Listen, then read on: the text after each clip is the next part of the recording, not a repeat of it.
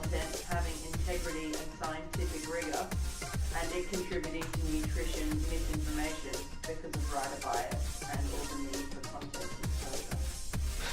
Nate Cross, is that too extreme? Oh, thanks, Nate Cross. Thanks for that one. Familiar name. Where is the line between nutrition misinformation I can answer and it. writer bias?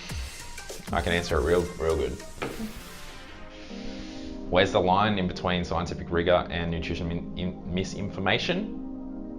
Well, it's one or the other. There's one or the other. Fuck your writer bias. There shouldn't be any writer bias. If it's science, it's science. So as long as everyone is actually taking the science, then it's sweet.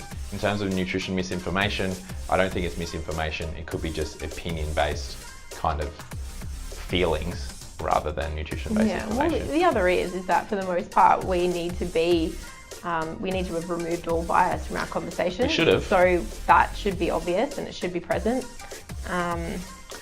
Outside of that, anything that we do say to a point needs to be correct and does need to be right, but I think it just depends on the way in which you deliver that information. So if you're just having a conversation around a way in which you have things that you've seen and ways in which you've treated or noticed particular trends with population groups, and from there you've got an idea or a concept or a perspective, it doesn't mean that it lacks vigor or scientific evidence. It just means that it's your perspective and it's the way in which you've practiced, and I would say that's equally as scientific as it is from reading something that is cold cut research that's not particularly applicable to everyday clients and everyday nutrition principles. So I think whilst it's really important for us to obviously have scientific background in social media space, nobody would understand anything that we had to say because it's really difficult to translate that.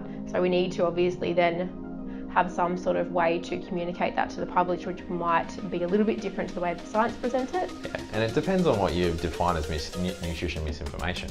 Someone could definitely bang home more about the research around how certain practices don't create longevity or sustainability in results, because that's their passion and they want to read all that research, so then their own bias is created based on the back of that individual research versus someone who's looked across the spectrum of every bit of research. Mm-hmm. So it may come off as nutrition misinformation because you've researched the other side of the coin. The thing with nutrition is because it's still such an early science, so there's new shit all the time.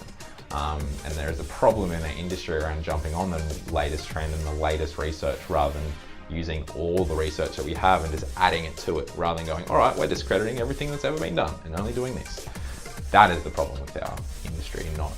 Yeah, but we also need to be competitive, and we also need to show that we actually do have brains and we use them in the space. So when there is new information, regurgitating the evidence is all well and good, but if we kind of always just fall back to the same principles and concepts, then it obviously doesn't look as fancy and it's not as attractive to readers. So you do need to obviously have a very nice balance between the two, because in order for us to obviously be competitive, we don't want to remove ourselves from science, because that's inherently where we originated from. And it's unethical. Yeah, but we also need to be able to present the information that we say in a very sexy way and something that's very interesting to the public and is usable. Or with lots of swears. Well, that too. Or lots of pretty infographics and whatnot. So. Who are your influences in the dietetic world? Like, who do you go to for a source of truth? At uni, I used to go to my lecturers and professors, but who in the industry do you think is making a difference that we can trust? Well, firstly, I don't like the fact that you call them influencers, so don't do that again. I have a few. Tyson probably has a couple, but they're actually not on Instagram. So there you go, it probably gives you some insight. So Tim Crow, he's definitely up there.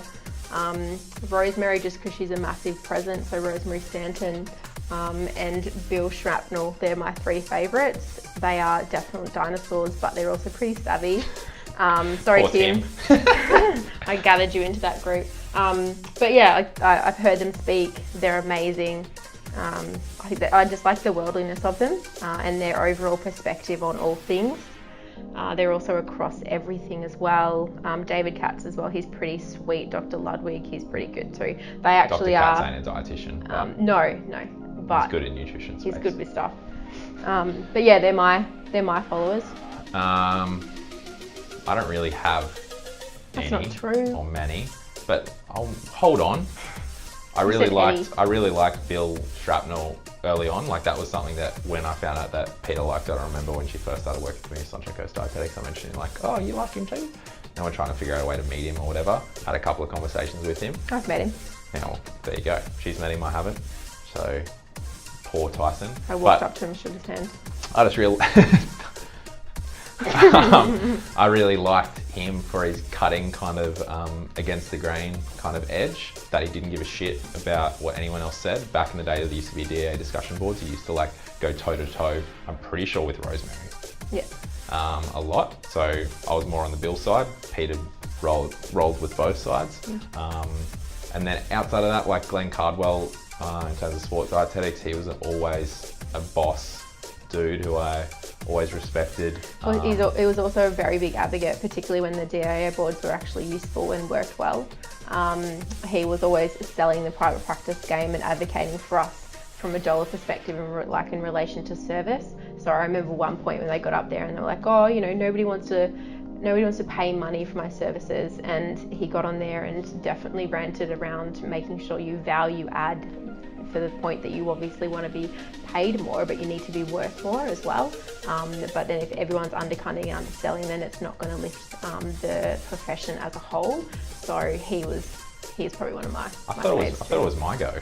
Sorry. All of a sudden, Peter's he's taken over. I forgot about him. Sorry, Glenn. Jeez. Yeah, so Glenn Cardwell, Bill, and then Louise Burke is like the queen of sports dietetics, I would say, in the world. Her Every husband's time. pretty up there too, right? Is it my go? Sorry. So yeah, every time if I ever have a chance to see Glenn or Louise speak, I'll 100% be there no matter what the topic is. They are phenomenal to listen to and just be around.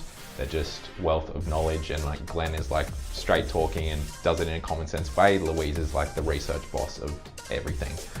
So it's really good, and they're not afraid to just be confident in what they know because they are so across everything. So they're probably mine. No one else that any of you guys probably know, but if you don't know those guys from both of us, look them up.